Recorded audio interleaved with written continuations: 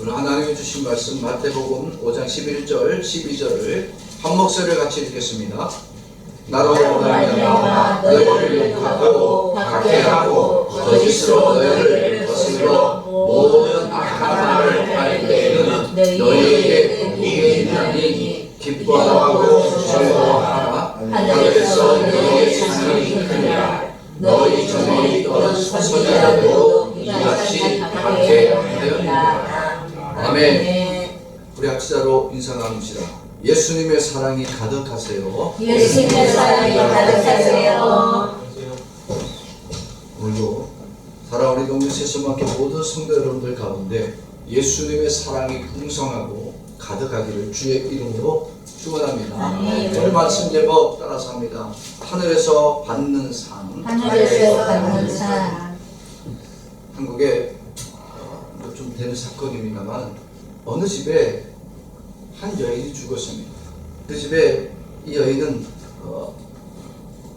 어머니인데 이 어머니가 무참히 살해된 것 때문에 난리가 났어요. 왜냐? 살인자가 누군지 밝혀지지 않는 거예요. 도대체 집 밖에서 누가 왔다가 이 사람을 죽이고 왔는지 확인이 안 되는 거예요. 그래서 결국 이 시신을 해버렸습니다. 그런데 결정적인 증거가 나왔어요. 그게 뭐냐면 그 여인의 입 안에서 조그마한 손톱이 발견됐습니다. 그래서 이 손톱의 주인이 누구냐? 왜냐하면 이 손톱의 주인이 살인자라고 하는 검증이 되었기 때문입니다. 그래서 이 손톱의 주인이 누구인지를 찾고 수색하다 보니까 그 손톱의 주인이 그 집 아들이었습니다. 그래서 어떻게 된 일인지 자초지종을 신문을 봤어요. 어머니와 이 아들이 어떤 문제가 있어서 좀 다툼을 일으켰는데 그만 이 아들이 어머니를 죽여버린 거예요. 그래서 죽어가는 이 어머니가 칼에 찔려 죽는데 마침 방바닥에 그 아들의 손톱이 떨어진 걸 발견했어요. 죽어가는 와중에 또 이 어머니는 그 손톱을 자기 입으로 삼킨 겁니다. 혹시라도 나를 죽인 것이 이 아들이라는 것이 밝혀질까봐 그것을 감추기 위해서 그를 삼켰던 거예요. 부모가 아무리 죄를 숨기려고 해도 결국은 드러날 수밖에 없습니다. 부모가 자식의 죄를 다 짊어지고 가고 싶어도 그럴 수가 없는 것이 우리 인간입니다. 부모는 자녀의 죄를 숨겨주고 덮어주고 다 안고 가고 싶지만 결코 그럴 수가 없는 것이 우리 죄인들입니다. 그러나 하나님은 어떤 분이십니까? 하나님은 완전히 선하시고 완전히 거룩하신 뿐만 아니라 이분은 죄를 용납하지 않습니다. 하나님에게 있어서는 숨길 죄가 있다 없다? 없다는 겁니다. 하나님은 이 죄에 대해서 반드시 심판하십니다. 이것이 하나님의 속성입니다. 인간은 입만 열면 뭐예요? 인간의 속성은 입만 열면 악한 말을 해요. 거짓말이 늘 차고 넘쳐요. 사기치고 입으로 사람을 죽인 게 한두 번이에요. 한국말처럼 이 말이 아주 무서운 말이 없는 것 같아. 한국말은 죽인다도 그냥 죽인다가 아니야. 아주 그냥 험악하게 죽여. 인간의 속성이 우리 안에 있어서 이렇게 인간 안에는 어떤 죄악도 숨길 수가 없어요. 그 악함이 차고 넘치고 입만 열면 우리는 거짓말이 차고 넘쳐요. 사람들을 사기치고 시기하고 말로 사람을 죽이는 일이. 이런 인간은 거룩한 하나님과 가까이 하려 할 수가 없습니다. 그래서 하나님은 이렇게 악하고 죄인된 인간들 향해서 계속해서 말씀해 주셨습니다. 죄를 멀리하라. 여러분, 죄인에겐 상급이 있습니까? 상급이 없습니까? 죄인에겐 칭찬도 없고요, 상급이 없어야 됩니다. 그건 당연한 거 아닌가요? 이건 뭐 제가 뭐 윤리적으로 따질 필요 있나요? 죄인이란 존재는 칭찬받아서도 안 되고 상급도 없어야 되는 게 맞는 거예요. 그런데 예수님은 오늘 본문 말씀에 우리에게 기뻐하라고 말씀하고 계십니다. 그럼 언제 기뻐하라고 그랬어요? 오늘 말씀 보니까 우리가 기뻐할 때가 언제 기뻐할 때다? 예수님 때문에 뭐 할 때? 박해 받을 때 기뻐하라고. 아니 뭐 여러분 박해 받을 때 기뻐할 수 있겠어요? 사람들에게 손가락질 받는 게 기뻐할 일이겠냐고. 그래서 성경은 예수님 분명히 우리들에게 말씀합니다. 예수님 때문에 박해 받을 일이 있느냐? 그때 너희들은 기뻐하라는 거예요. 오늘 11절 12절 다시 말씀 봅시다. 시작. 나로 말미암아 너희를 욕하고 박해하고 거짓으로 너희를 거스려 모든 악한 말을 하기를 너희에게 복이 있나니 기뻐하고 즐거워하라. 하늘에서 너희의 상이 크니라. 너희 전에 있던 선지자들도 이같이 박해하였느니라. 예수를 믿는 일이 뭐 받는 일이야? 박해받는 일이야. 예수를 믿는 일이 고난을 받는 일이야. 그런데 그때 박해받고 고난받을 때 즐거워하라, 기뻐하라, 상급이 많다. 아니 예수를 믿으면 편안해야죠. 예수를 믿으면 칭찬받아야죠. 예수 믿으면 성공해야지. 무슨 예수 믿고 예수님 때문에 박해받는 것이 상급받을 일이에요. 욕먹고 박해받는다. 이거는 축하할 일도 아니고요, 좋은 일도 아니고요.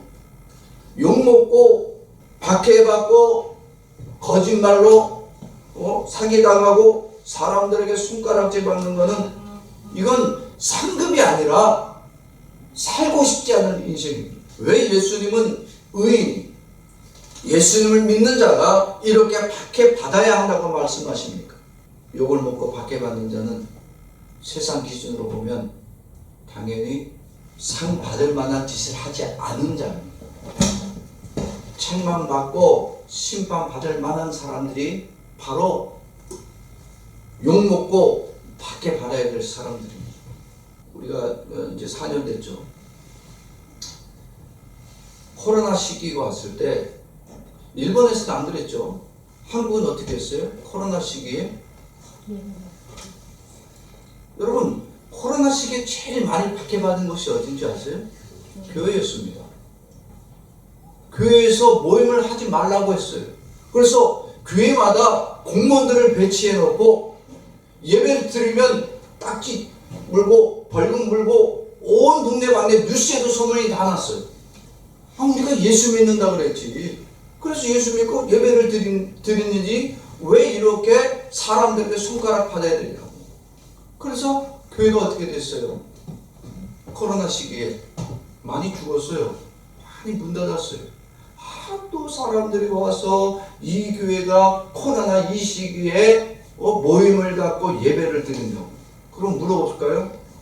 그렇게 코로나가 넘치던 시기에 교회는 모임을 갖지 말라고 해놓고 버스는 왜 탔어? 전철은 왜 탔어? 여러분 버스나 전철이 교회에서 모이는 사람들보다 더 밀접하게 모였다는 거 아세요? 그죠? 그런데 그때는 아니 버스나 전철에는 코로나가 안 탄대? 어떻게 교회 안에만 코로나가 모인다고 얘기를 하냐고. 차라리 버스도 전철도 다 멈추고 걸어 다니라고 해야 될 거 아니에요. 왜? 뭐를 막기 위해서? 예수 믿는 것을 막게 하고. 하나님이 인간을 창조하시고 인간을 두신 장소가 어디냐면 에덴 동산입니다. 여러분 에덴 동산은 누누이 말씀드리지만 어디의 모형이에요? 천국의 모형이에요. 천국은 누가 들어간다? 의인이 들어간다? 죄인이 들어간다? 의인이 들어간다. 그래서 죄가 없는 사람이 들어가야 되는데 그 천국 천국의 모형이 지금 에덴 동산에 세워졌다. 그리고 그 에덴 동산에 하나님이 인간을 두셨다는 얘기는 그때 인간은 죄가 있다 없다? 죄가 없다는 얘기죠. 죄 짓지 않은 인간에게 하나님은 천국을 맛볼 수 있는 에덴 동산을 허락해 주었습니다. 에덴 동산에서 뭐 고난이 있어요? 시험이 있어요? 뭐 아픔이 있어요? 어려움이 있어요? 아무것도 없어요. 여러분 천국 들어가면 어떨 것 같아요? 여러분들 이 땅에 살다가 다리가 교통사고로 다리나 팔이 부러졌어. 이렇게 잘라버렸어 완전히. 그러면 천국 들어갈 때 어떻게 될 거예요? 팔 없이 들어갈까요? 아니, 천국은 들어갈 땐 온전히 들어가는 거예요. 거기는 늘 기쁨만 있어요. 감사만 넘쳐요. 영광만 있는 거예요.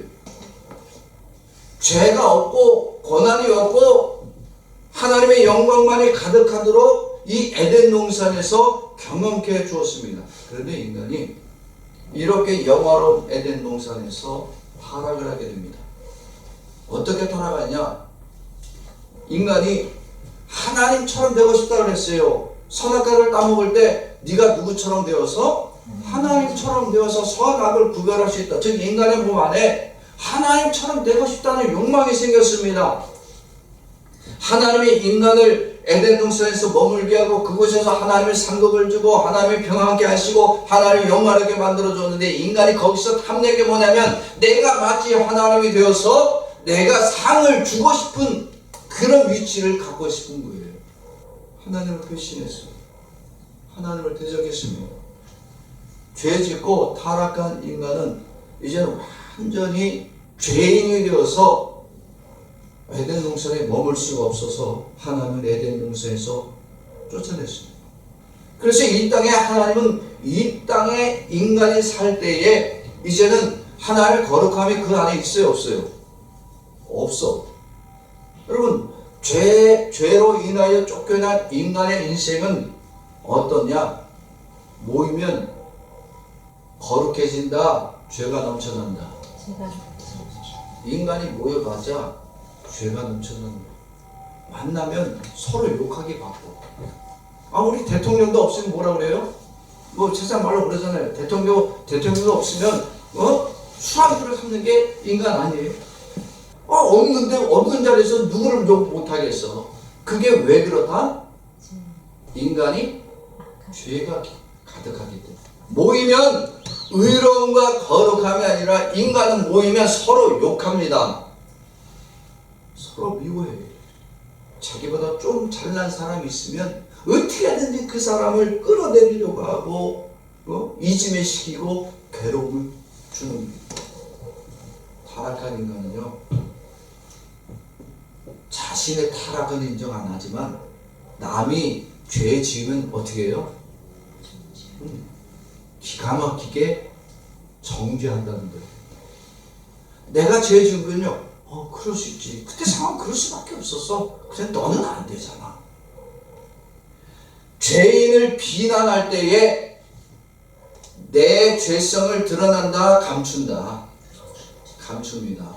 내 안에 있는 죄성은 괜찮아.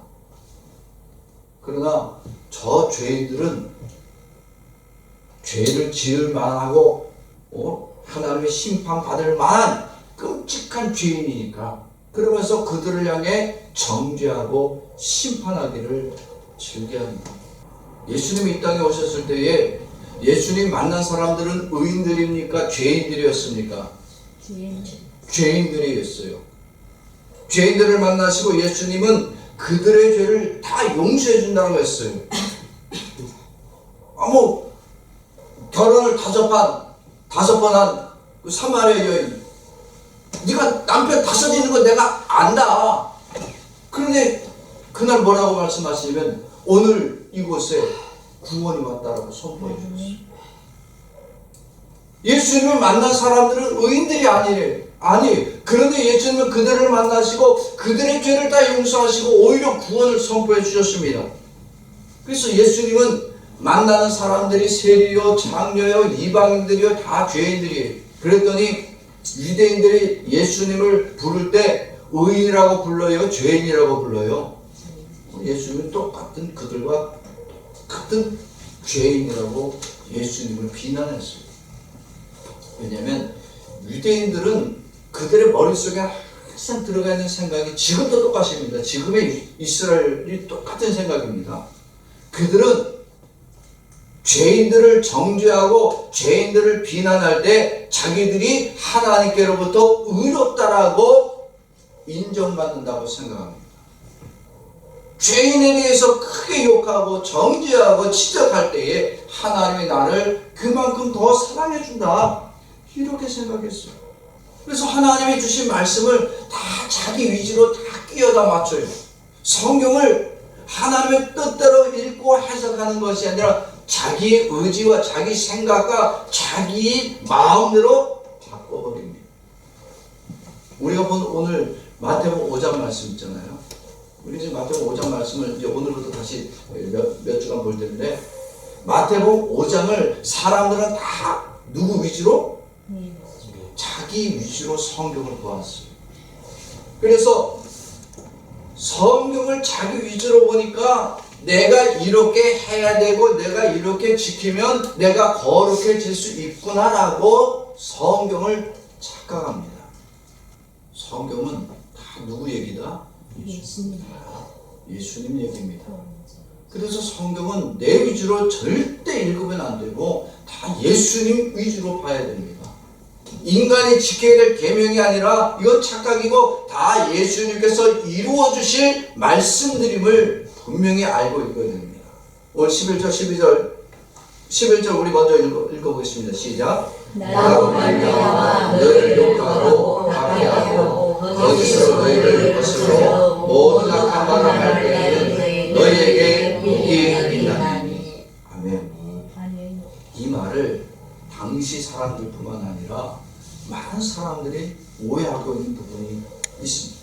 나로 말미암아 너희를 욕하고 박해하고 거스르 너희를 거슬려 모든 악한 말을 할 때는 너희에게 복이 있다. 야, 예수님을 위해서 내가 욕먹고 박해받고 고난받는 이 일이 내게 복이 되는구나. 11절의 의미를 누구 위주로 해석한 거예요? 자기 위주로 해석한 거예요. 여러분, 이 11절은 우리를 그렇게 살라고 하시는 것이 아닙니다. 예수님이 이렇게 말씀하신 진정한 이유는, 이면에 담긴 내용은 뭐냐면 예수님 자신이 이미 죄인들이 의롭게 될 수 있다 없다? 없잖아요. 그래서 예수님 자신이 이 땅에 오셔서 죄인들을 대신해서 욕을 먹으실 것이고 죄인들이 맞을 매를 예수님이 맞으실 것이고 죄인들이 당해야 될 십자가의 박해를 예수님이 내가 다 당해 주겠다라고 말씀한 겁니다. 여러분, 죄인이 심판받는 건 당연한 거예요? 당연하지 않은 거예요? 죄인이 심판받는 건 당연한 일이 아니에요. 죄인은 당연히 받아야 되는 거예요. 채찍받고 고난받고 그래서 지옥에 떨어지는 거예요. 이건 당연한 거예요. 그런데 예수님은 죄인입니까? 죄인이 아닙니까? 죄인이 아니잖아요. 예수님은 어떠한 죄도 없으신 분이십니다. 이런 분이 박해받고 고난받고 매맞고 십자가 죽어야 될 이유가 있다 없다? 없는데 왜 예수님은 자기가 내가 이렇게 너희를 대신해서 매맞고 박해받고 또 고난받아서 죽겠다라고 말씀하시냐면, 그것이 곧 예수님의 모기 때문에, 예수님의 사역이기 때문에 그렇습니다. 즉 예수님이 죄인들을 위해서 대신하여 그 죄를 담당하시기 때문에 박해받는 거예요. 죄인들이 당해야 될 그 모욕과 수치와 멸시와 저주를 예수님께서 다 당하여 주시고 십자가에 죽으시는 것이 예수님의 사역입니다. 죄인이 아니어야 돼요. 십자가는 죄인이 져야 되는데 예수님이 져야 될 이유는 뭐냐면, 그가 죄인이 아님에도 불구하고 의인이고 완전한 의로움이 있으신데도 죄인을 대신해서 십자가에 죽어야 그 죄로 그 예수님의 의로 우리가 완전한 죄인이 아니라 구원받는 자로 변화되기 때문입니다. 왜냐하면 예수님은 어떤 분이시냐면 인간을 대신해서 인간의 모든 죄를 지시고 죄인이 받아야 할 모든 욕과 박해를 대신 받으실 수 있는 유일한 분이십니다. 인간의 죄를 대신하고 그 죄를 담당하시고 박해를 받으실 수 있는 분은 누구밖에 없다? 예수님밖에 없는 거예요. 왜냐하면 이 예수님은 완전한 의와 거룩함을 갖고 계신 하나님과 동등하신 분이기 때문에 그렇습니다. 예수님은 죄가 없으십니다. 예수님은 의로움이 완전하십니다. 이 예수님의 의로움으로 우리 죄인된 우리들에게 그 예수님의 의를 전가해 주시니까 죄인들이 의로움으로 덧입게 되어지는 거예요. 우리가 목사가 되니까 의롭게 되었다고요? 내가 기도 많이 하니까 의롭게 된다고요? 강사로 오신 그 목사님 그러는 거예요. 여러분, 우리가 열심을 내야 됩니다. 우리가 예수님 앞에 딱 멈춰서야 됩니다. 삭개오가 예수님을 만나기 위해서 뽕나무 위에 올라간 것처럼 우리도 그렇게 올라가서 열심히 있어야 되고 우리가 거룩해지기 위한 목표가 있어야 됩니다. 틀려요, 맞아요? 들으면 참 좋은 말이에요. 정말 그런 것 같아요. 그런데 우리는 우리의 목표는 예수님의 의에 도달할 수 있다 없다? 없습니다. 내가 아무리 노력하고 내가 아무리 거룩함을 나 자신을 바꿔보려고 해도 우리는 우리의 직분으로도 우리의 열심으로도 내 노력으로도 예수님 앞에 나아갈 만한 의로움이 아무것도 없다는 거예요. 그런데 예수님이 우리에게 찾아와 주십니다. 그리고 예수님 분명히 말씀하십니다. 삭개오가 내려오라. 내가 오늘 너에게 들어가. 삭개오의 열심이에요? 예수님의 열심이에요? 예수님의 열심이에요. 삭개오는 한 게 아무것도 없어요. 뭐 뽕나무 위에 올라가는 열심이 우리에게는 있어야 됩니다. 웃기는 소리 하지 마라. 예수님이 돌아보지 않으면 아무런 거 소용이 없는 거예요.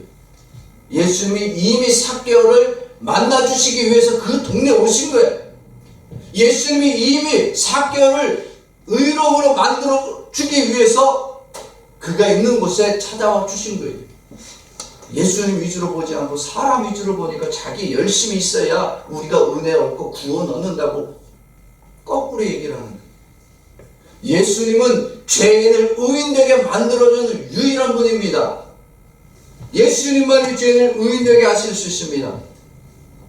사람들이 예수님을 향해서 유대인들이 제일 많이 오해한 게 뭐냐면 예수님은 누구의 친구다? 의인의 친구다? 죄인의 친구다? 죄인들의 친구라고 했어요. 야, 초록은 뭐다? 갑자기 어려운 얘기를 해서 초록은 동색이다. 끼리끼리 노는 거 아니냐. 야, 예수가 죄가 있으면 죄인들하고 노는 거고 자기가 의로우면 우리처럼 거룩한 바리새인들과 제사장들하고 어울려야 되지. 봐라, 예수가 만난 사람이 다 죄인들은 세리, 장녀, 이방인, 봐라, 누가 의로운 사람이냐. 예수는 죄인이기 때문에 죄인들의 친구가 되어지고 죄인만 만나러 다니는 거예요. 그러면 예수님은 왜 이 땅에 죄인의 모습으로 오셨는가?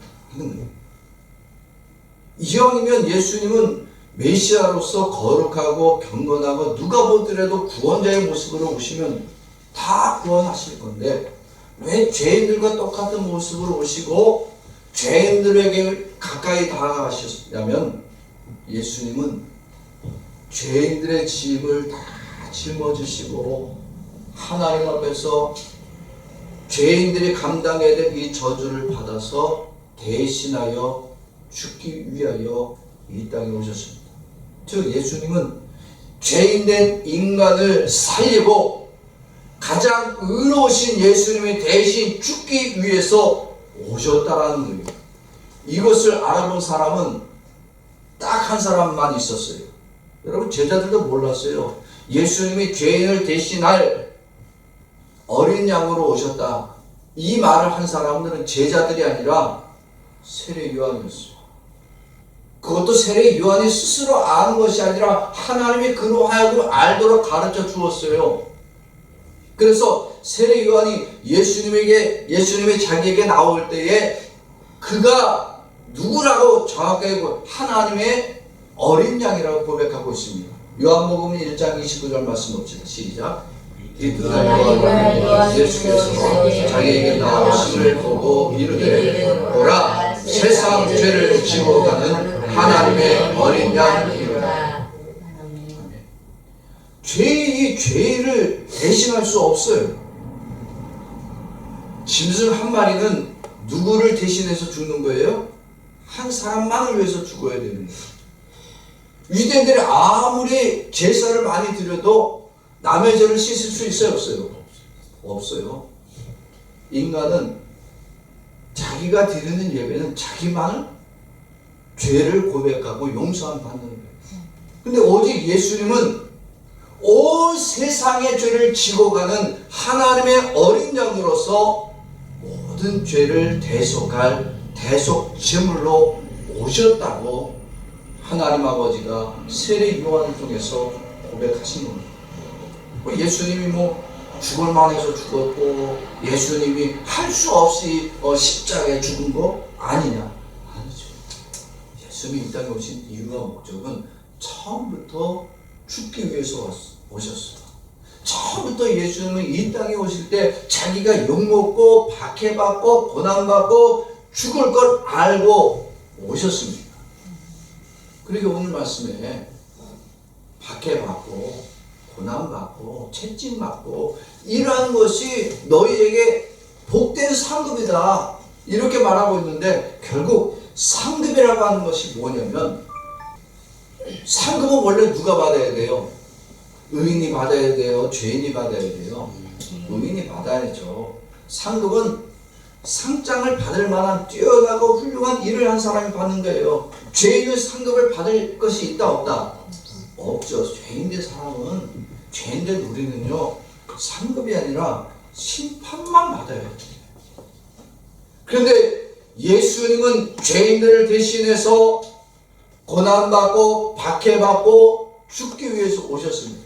그래서 예수님은 이 땅에 오실 때 그렇게 되실 줄 알고 오셨거든요.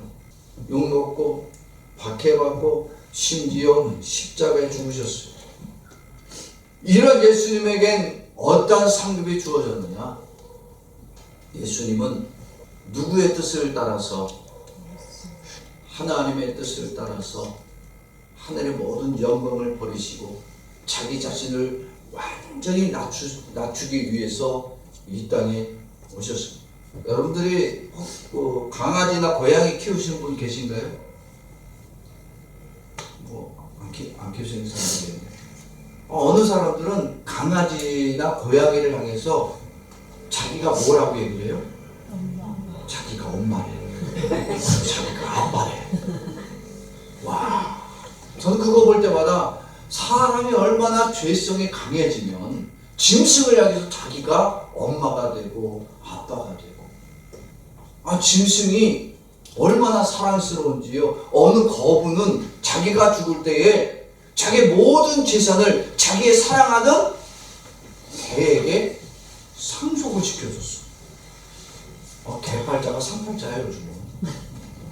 자기가 낳은 자식보다 개나 고양이의 그 꼬리 살랑살랑 흔드는 것 때문에 마음이 혹해갖고 자기가 스스로 엄마 아빠가 되게 돼. 전에는 집사라고 하더니 요즘은 엄마 아빠래. 세상에 갈수록 하나님을 위하여, 교회를 위하여 집사직을 안 해도 개나 고양이의 집사가 되는 것은 너무 기쁨으로 감당해. 그러더니 이제는 그거를 뛰어넘어서 엄마 아빠가 스스로 되게. 그러면 여러분들이 개를 낳았어요? 고양이를 낳았어요, 직접? 그럴 수가 없잖아요. 그런데 예수님은 어디까지 낮춰 주셨냐면, 예수님 자신이 하나님이심에도 불구하고, 자기가 창조주임에도 불구하고 자기가 만든 인간의 형체로 피조물의 모습으로 이 땅에 와주셨다는 거예요. 우리는 강아지와 개를 향해서도 내가 내 엄마고 내가 네 아빠다라고 아무리 사랑해줘도 내가 개나 고해가 될 수는 없습니다. 그런데 예수님은 자기가 창조주임에도 불구하고 스스로 자기가 만든 인간의 모습으로 이 땅에 오신 거예요. 이거는 낮아지심이 어디까지 낮아지시냐? 완전히 낮아지신 겁니다. 이렇게 완전히 낮아지시고 죄인들이 당해야 될 박해와 고난을 다 받으신 이 예수님을 하나님 아버지가 높여주셨습니다. 왜? 하나님 아버지가 원하시는 대로 죄인을 대신해서 박해받고 욕먹고 죽으시고, 그래서 하나님 아버지는 이 예수님을 영원한 부활로 예수를 다시 살려주셨습니다. 모든 인간은 누구 때문에 다시 살게 되었다? 예수님 때문에 살게 된 겁니다. 에덴 동산에 하나님은 죄 없는 인간을 살게 해주셨어요. 영원의 삶을 누리게 해주셨습니다. 그런데 인간이 타락하고 나선 그 죄 있는 인간은 하나님의 나라에 머물지 못하고 세상에 쫓겨나서 세상 가운데 살면서 나도 죄인이고 너도 죄인인데 나보다 더 못한 죄인, 나보다 더 많은 죄인이면 서로 욕을 하고 비방하면서요, 남의 죄는 이만큼 드러내고 내 죄는 꽁꽁 감추면서 자기를 의롭다라고 여깁니다. 우리는 누구도 의인이 되지 못합니다. 서로가 서로를 비방하고 욕하고 서로를 박해하다가 우리는 똑같이 손잡고 어디 가야 되느냐? 지옥에 가야 될 것이 우리들입니다. 그런데 하나님 아버지가 이렇게 하나님 아버지의 거룩함도 없고 경건도 없고 하나님 아버지의 영도 없어서 이제는 죄 가운데 서로를 박해하고 서로를 비난하고 서로를 욕하다가 다 지옥으로 가야 될 죄인들을 대신해서 하나님 아버지가 예수님을 보내주셨습니다. 그리고 나와 여러분들처럼 타락하고 범죄하고 서로를 비난하는 이 죄인들을 대신해서 내가 받아야 될 박해, 내가 받아야 될 그 모든 고난과 욕을 예수님께서 다 받으시고 내가 죽어야 될 그 십자가 위에서 예수님이 대신해서 죽으셨습니다.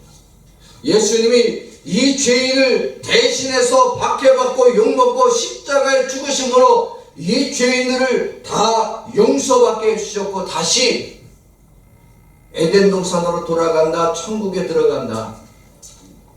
여러분, 에덴 동산을 찾아봤자 있다 없다? 그럼 없어요. 찾은들 거기에 들어갈 필요 있다 없다? 우리는 에덴 동산을 갈 필요가 없어. 에덴 동산은 모델 하우스야. 천국의 모델 하우스.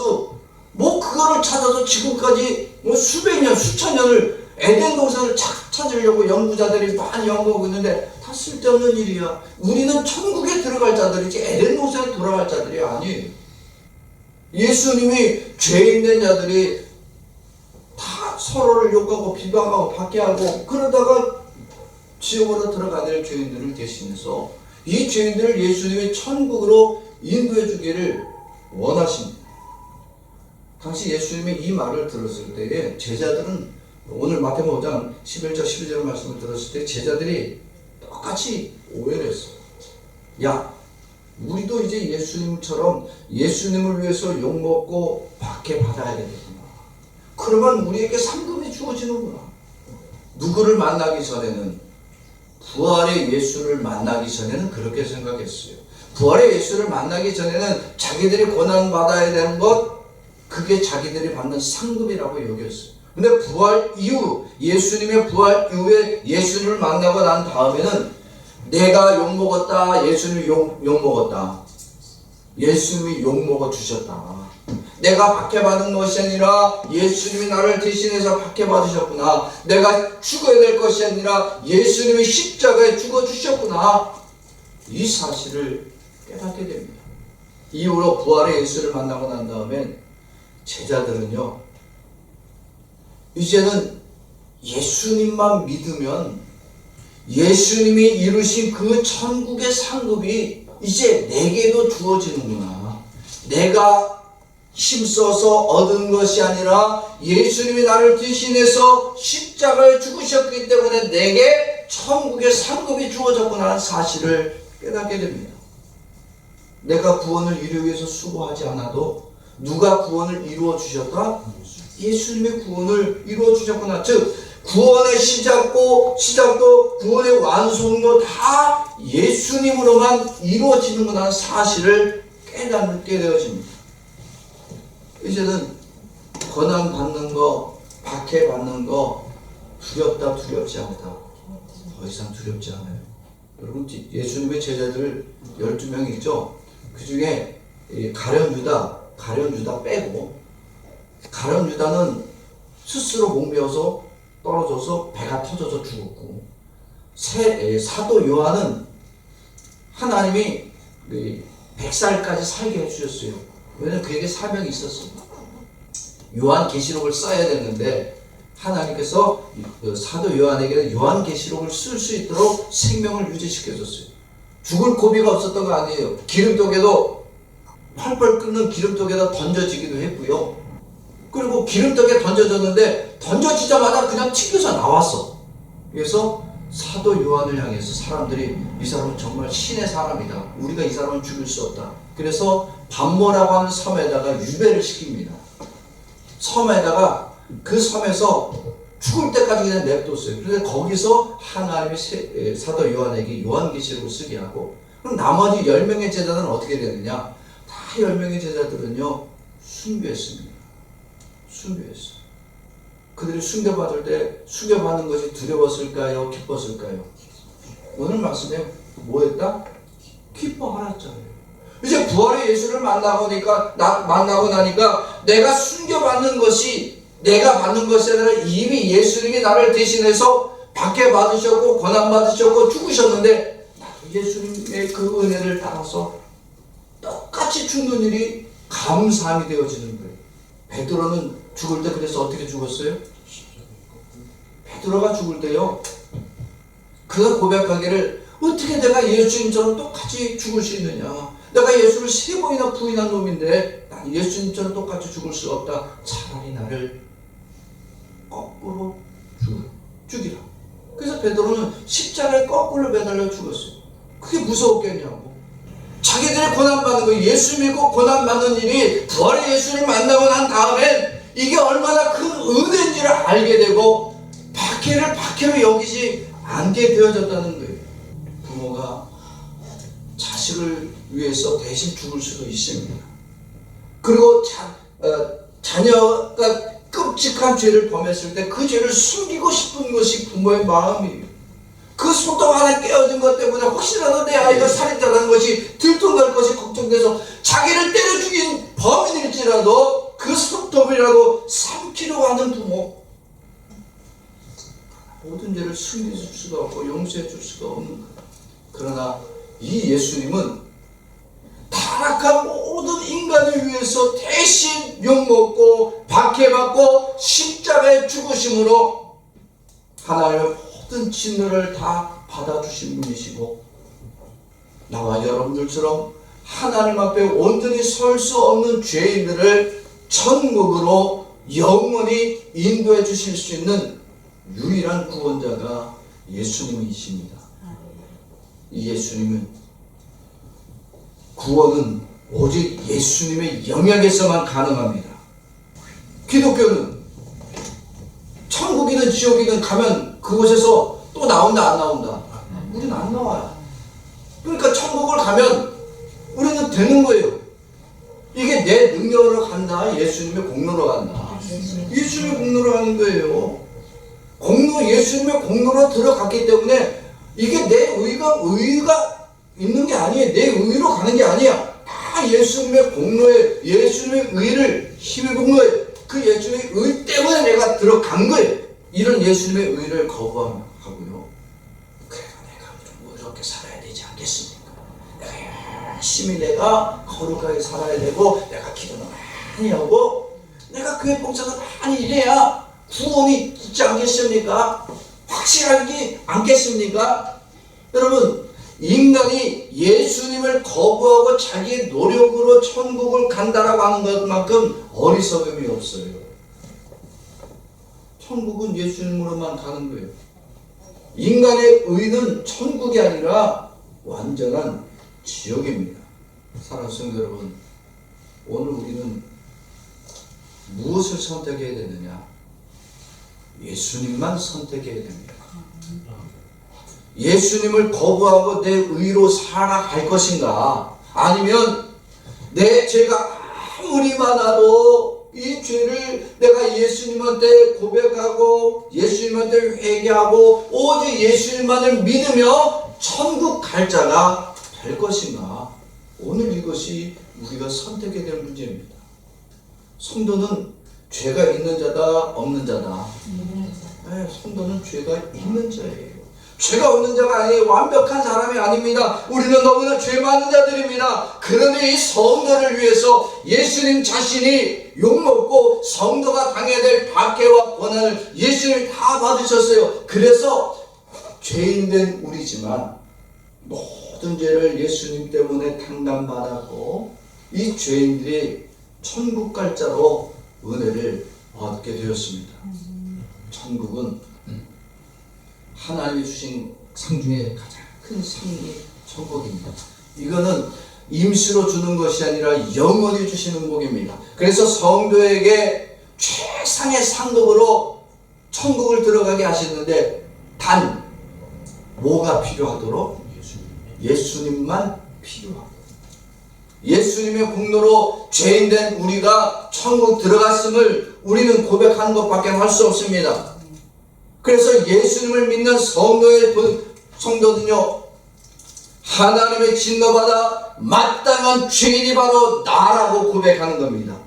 이 예수님이 하나님 앞에서 나를 대신에 욕먹어 주셨고 박해받아 주셨고 십자가의 죽음으로 내가 오늘 성도의 은혜를 얻게 되었습니다라고 고백하는 거예요. 나는 아무 공로 없습니다. 오직 나는 예수님의 공로 때문에 천국을 가는 그 상급을 받게 되었습니다. 고백하는 겁니다.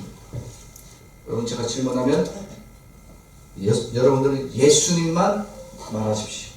성도의 권세는 무엇입니까? 예수님입니다. 크게 얘기해요. 성도가 가진 권세는 무엇입니까? 예수님. 성도에게 있어서 영광은 무엇입니까? 예수님.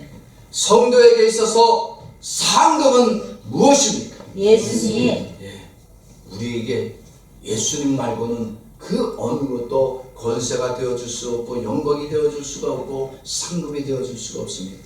오직 예수님을 닮아가는 자는 오늘 말씀에 있는 것처럼 예수님 때문에 욕먹고 예수님 때문에 박해받음을 기쁨으로 여기는 자들입니다. 그것이 진정한 제자요, 영적으로 성숙한 사람입니다. 뭐 예배 시간에 조는 사람은 영적으로 문제가 많은 사람이야. 웃기지 말라고. 예배 시간에 졸 수 있다 없다? 있다. 있다. 우리 영적인 문제야. 육체가 피곤하면요 잠이 와요. 앉아서 여러분들 1시간 예배를 드리면 잠이 안 오겠어? 잠이 오기도 해. 잘 들을 수도 있지만 신앙이 어려서의 문제가 아니란 얘기예요. 사랑하는 성도는 예수님을 닮아가는 성도는 예수님 때문에 욕먹고 박해받고 고난받고 그래서 이것을 기쁨으로 받아들이는 사람이 진정한 성숙한 사람이요, 영적으로 성숙한 사람이요, 신앙의 어린 자들이 있을 때 그들의 잘못을 보고 비난하고 정죄하는 것이 아니라 그들을 은혜로 감싸주고 덮어줄 수 있는 사람이 되어야 됩니다. 오늘 12절 말씀, 11절 12절 말씀 다시 한번 봅시다. 시작. 나로 말미암아 너희를 욕하고 박해하고 거짓으로 너희를 모든 악한 말을 할 때는 너희에게 복이 있나니 기뻐하고 즐거워라. 하늘에서도 예상이 크니라. 너희 전에 있던 선지자들도 이같이 박해하였느니라. 아멘. 사랑하는 성도 여러분, 기도란 다른 것이 아닙니다. 나를 대신해서 욕 받으시고 박해 받으시고 십자가에 죽으신 나를 구원하여 주신 이 예수님을 깊이 만나고 알게 되기를 구하는 것이 기도입니다. 제가 늘 자주 말씀드리죠. 무당기도. 무당기도는 뭐라고요? 자신. 내가 필요한 거 구하는 거예요. 내 가정이 잘 되기를 원합니다. 내 사업이 성공하기를 원합니다. 내 자녀들이 이 땅을 평안하게 살기를 원합니다. 이거 무당기도가 되어지는 거예요. 하나님이 이런 기도 응답하지 않습니다. 그러나 예수님이 원하시는 기도는 딱 한 가지입니다. 자신의 죄를 회개하는 기도입니다. 그러면 예수님께서 나를 대신하여 세상의 욕을 받고 박해받으심으로 구원을 이루신 이 예수님을 깊이 만나주시고 알도록 역사해 주십니다. 사랑하는 성도 여러분, 이 시간 우리 함께 결단하기를 원합니다. 예수를 믿으며 박해받고 고난받는 거 피하지 마십시오. 내가 예수 믿는데, 내가 교회 목사고 장로고 권사인데 이것 때문에 나를 향해서 욕하고 조롱하고 비난받을 수 있습니다. 아니, 나 같은 죄인이 구원을 받고 천국을 가게 된 것이 내 목사란 직분 때문이 아닙니다. 오히려 하나님께서 예수 그리스도가 그렇게 박해받고 고난받고 욕먹게 하심으로 나 같은 죄인을 천국 가는 상급을 주신 이 은혜를 내가 어찌 버리겠습니까? 오늘 12절 다시 한번 보겠습니다. 시작. 하늘에서 너희의 상이 굽니라. 너희 전에 있던 선지자들도 이같이 박해하느니라. 아멘. 아멘. 사랑하는 성도 여러분, 오늘 이 시간 믿음으로 결단하기를 원합니다. 우리가 예수 믿는 것 때문에 돈이 없고, 예수 믿는 것 때문에 고난이 없고, 예수 믿는 것 때문에 어려움이 오고 사람들에게 손가락질 받는 것이 있다면 기뻐하십시오. 아멘. 예수님을 더욱더 깊이 만나기를 구하십시오.